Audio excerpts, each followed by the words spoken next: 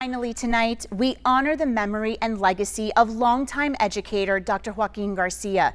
He was a fierce advocate for education, and his commitment to equity for all students set a powerful example for the future.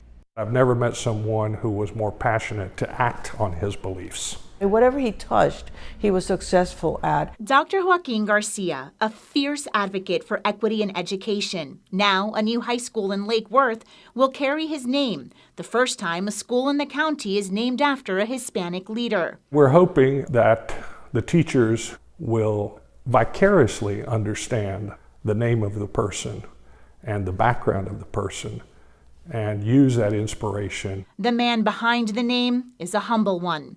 Dr. Garcia left Cuba when he was a teenager, spending time in Spain and Puerto Rico. He became a doctor and community activist.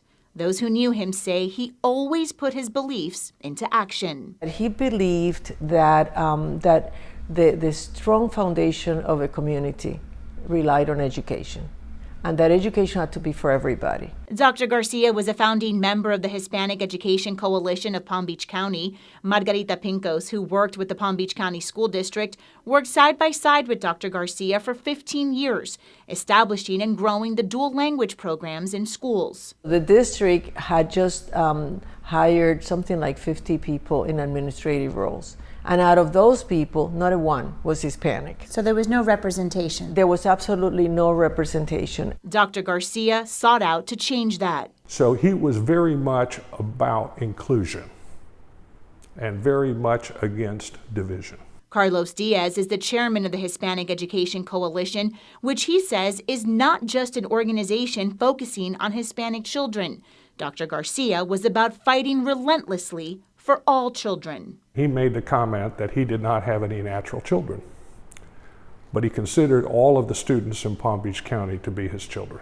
Dr. Garcia passed away in 2021, but his legacy lives on. Presented him with this honor from the Spanish Crown for his work in promoting dual language programs. Those who knew the man, who preferred to stay behind the scenes, say Dr. Garcia would be reserved about having his name on a school building. But he would very much want the community to see that school, even though it says Joaquin Garcia, to be seen as a place where children of all backgrounds can go to develop their full talents. He would always say, this is not about me. I already have whatever I need. This is about the people that are coming after me.